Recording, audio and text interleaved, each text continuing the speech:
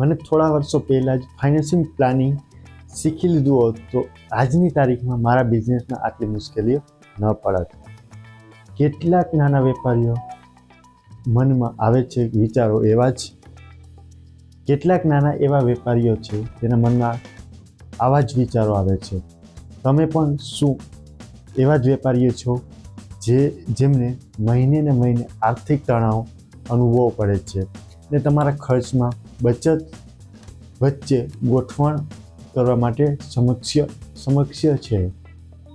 તો મિત્રો, આજે આપણે જાણીશું કે નાના ધંધાઓ માટે ફાઇનાન્શિયલ પ્લાનિંગ કેવી રીતે કરવામાં આવે છે, જેના આપણે મજબૂત ધંધાને નિર્માણ કરી શકીએ અને ભવિષ્ય માટે તૈયારી રાખી શકીએ. સૌથી પહેલાં તો ફાઇનાન્શિયલ પ્લાનિંગ શું છે? ફાઇનાન્શિયલ પ્લાનિંગ એક એવી પ્રક્રિયા છે જે તમે તમારી આવક, ખર્ચ અને નિયંત્રણને સંચાલિત અને ભવિષ્યમાં ચોક્કસ નક્કી કરો છો.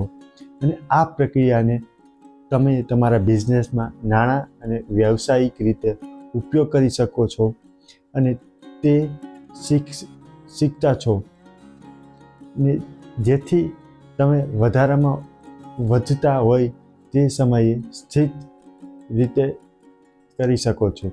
તમારા ધંધામાં વ્યવહારિક લક્ષ્ય નક્કી કરો. જ્યારે તમે તમારા ધંધાના લક્ષ્યમાં નાણાકીયનું આયોજન બનાવો છો ત્યારે આ લક્ષ્યને તમે તમારા ધંધામાં વૃદ્ધિ માટે મહત્વપૂર્ણ છે. અને માટે આ એક ઉદાહરણ આવ્યું છે જે મારા મિત્ર વસંતભાઈ, જેમણે એક નાનકડો કોચિંગ ક્લાસ ચલાવવાનું શરૂ કર્યું અને તેને ધંધામાં વધારવા માટે દર મહિને 10% બચાવ કરવાનું લક્ષ્ય નક્કી કર્યું. આ રીતે ભવિષ્યમાં અનિશ્ચિત પરિસ્થિતિ માટે તેને પૂરતા સંસાધનો ઉપલબ્ધ હતા. આવક અને ખર્ચની યાદી બનાવો. દરેક મહિને ખર્ચ થાય છે, પણ એ કેવી રીતે બચાવવું તે જાણી લેવું મહત્વપૂર્ણ છે. હું એક સચોટ ઉદાહરણ આપું છું કે વિજયભાઈ તેમણે એક ચાની અને નાસ્તાની દુકાન શરૂ કરી અને તેને દર મહિને તેમના આ ખર્ચને ટ્રેક કરવાની આદત બનાવી અને તેમણે ચાયપત્તી અને મીઠાઈઓને મજબૂત અને અન્ય લક્ષ્યથી વસ્તુઓનો ખર્ચ નોંધ્યો અને તે ખબર પડી કે તેમાં કઈ ઘટાડી શકાય છે અને ક્યાં બચાવી શકાય છે. અત્યાર સુધીમાં એણે ફાઇનાન્શિયલ પ્લાનિંગના મુખ્ય મુદ્દાઓ પર વિશે સમજ્યા. હવે ચાલો આપણે વાત કરીએ કે તેને આ રીતે પ્લાનિંગ કઈ વસ્તુમાં જરૂરી છે. 2. ટેકનિકલ ટિપ્સ અને ટૂલ્સ. ચાલો હવે આપણે કેટલીક ટેકનિકલ ટિપ્સ શીખીએ અને એ જ તમારા ધંધામાં વધુ મજબૂત બનાવે છે. 1. 50, 30 અને 20નો નિયમ. આ નિયમ એક બિઝનેસ માટે એક સરળ અને અસરકારક ફાઇનાન્શિયલ પ્લાનિંગનું માળખું છે. 50% આવક તમારા ધંધામાં મહત્ત્વના ખર્ચ માટે. આ તમારા ધંધાના સાધનો, સામગ્રીઓ, મજૂરીઓ, બેસિક ચાર્જીસ વગેરે છે. 30% આધુનિક અને માર્કેટિંગ માટે. તમારા ધંધામાં વૃદ્ધિ માટે, માર્કેટિંગ માટે, એડવર્ટાઇઝિંગ માટે અને નવા ઉપકરણો અને સર્વિસ પર ખર્ચ કરો. 20% બચાવ માટે.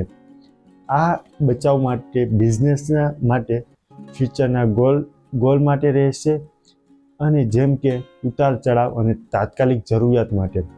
વિજયભાઈએ જેમણે 50-30-20નો નિયમ અપનાવ્યો અને આટલો જ સારો અનુભવ મળ્યો. હવે તેણે તેમના ધંધામાં ખરાબ સમય પર તૈયારી રાખી હતી. 2. ફાઇનાન્શિયલ મેનેજમેન્ટ માટે એડવાન્સ ટૂલ. તમારા ફાઇનાન્શિયલ મેનેજમેન્ટ સુઘડ બનાવવા માટે કેટલીક તાત્કાલિક ટૂલનો ઉપયોગ કરો. 1. Google sheet. ફાઇલ્સો અને સરળ રીતે મેનેજમેન્ટ કરવા માટે ગૂગલ શીટનો એક ઉત્તમ ટૂલ છે. તમે પણ તમારી આવક અને ખર્ચના દર મહિને અલગ અલગ શીટ અને ટ્રેક કરી શકો છો અને ઘણા વિન્ડોઝમાં સરળ રીતે માહિતી જોવા માટે આ ટૂલ મદદરૂપ થાય છે. 2. ક્વિક બુક્સ એક અગ્રણી એકાઉન્ટ સોફ્ટવેર છે અને તે નાણાકીય ગણતરી માટે, ટેક્સ માટે ઉપયોગી છે અને તે આવક અને ખર્ચને સચોટ રીતે પાઠક અને તમારા બિઝનેસના શ્રેષ્ઠ મેનેજમેન્ટને સુઘડ બનાવે છે. આ ટૂલ અને ટેકનિકનો હવે તમે નાણાકીય અને વ્યવસાયમાંથી સરળ રીતે અને અસરકારક રીતે કરવાની તક મળશે. 3. બુક રેકમેન્ડેશન્સ તમારા માટે એક એવી બુક લાવ્યો છું જે તમે ફાઇનાન્શિયલ પ્લાનિંગ માટે માસ્ટર બનાવશો. આ બુક તમારા ધંધાને નાણાકીય માટે સજાવટ રીતે મેનેજ કરવા માટે અને માર્ગદર્શન માટે ચાર્લ્સ હોંગરી દ્વારા લખેલી ધ રોકેટ ફાઇનાન્શિયલ પ્લાન આ એક એવી બુક છે ફાઇનાન્શિયલ પ્લાનિંગ માટે પાસાઓ પર, વ્યવસાય પર અને સચોટ માર્ગદર્શન આપે છે.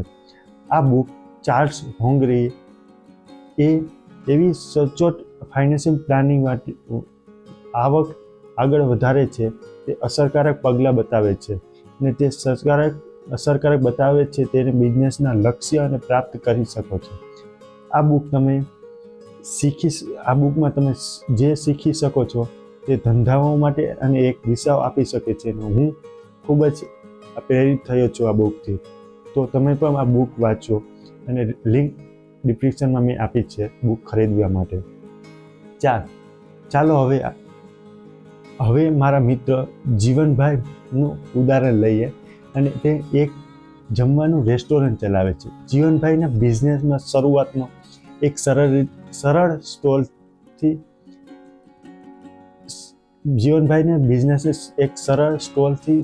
શરૂઆત થઈ હતી અને શરૂઆતના સમયે ખર્ચને આવક અને આયોજન માટે થોડી કઠણાઈ હતી, પરંતુ તેણે 50-30-20નો નિયમ અપનાવ્યો. 50નો મહત્વનો ખર્ચ, જેમને ખોરાક, સ્ટાફ અને વેતન અને ભાડા આપ્યા. 30%નું આધુનિકીકરણ અને કસ્ટમર માર્કેટિંગ, જેમણે તેના ગ્રાહકોને આકર્ષિત અને ઓફર અને મેન્યુમાં નવા વિકલ્પો પસંદ કર્યા. 20%નો બચાવ, જેને ભવિષ્યના વધારવામાં નાણાકીય જરૂર પડે તો આ બચાવનો ઉપયોગ થાય. આ નિયમોનું પાલન કરી અને જોવા મળ્યું છે કે તે થોડાક મહિનામાં 20% બચાવ કરવાનું શરૂ કર્યું અને જીવન પાસે પોતાના બિઝનેસને વિસ્તૃત કરવા માટે પૂરતા નાણાં મળ્યા. તેણે પણ આ વાતનો અનુસરો અને તે ટૂંક જ સમયમાં તેના ધંધાઓમાં મજબૂત બનાવી અને ભવિષ્યમાં તે નાણાકીય રીતે સજ્જડ બની ગયા છે. મિત્રો, આ ફાઇનાન્શિયલ પ્લાનિંગ અને ટેકનિકને તમને ગમ્યા? હવે સમય છે તમારા બિઝનેસને વધુ સરળ બનાવવા માટે ફાઇનાન્શિયલ પ્લાનિંગ તમારા બિઝનેસમાં લાગુ કરો અને આજે જ આગળ વધો અને તમારું બિઝનેસને ભવિષ્યમાંથી તૈયાર કરો અને નાણાકીય તણાવને દૂર કરો. તમારું અનુભવ અને અમને શેર કરો. તમારો અનુભવ અમને શેર કરો અને વધુ મહત્વપૂર્ણ ટીપ માટે અમારી ગુજરાતી બિઝનેસ ક્લાસ ચેનલને સબસ્ક્રાઈબ કરો. આવતી વખતે આપણે વાત કરીશું માર્કેટિંગ ટીપ ઉપર. તેથી બધી જ માહિતી મેળવવા માટે બેલ આઇકન દબાવવાનું ભૂલશો નહીં. જય હિન્દ, જય ગરવી ગુજરાત.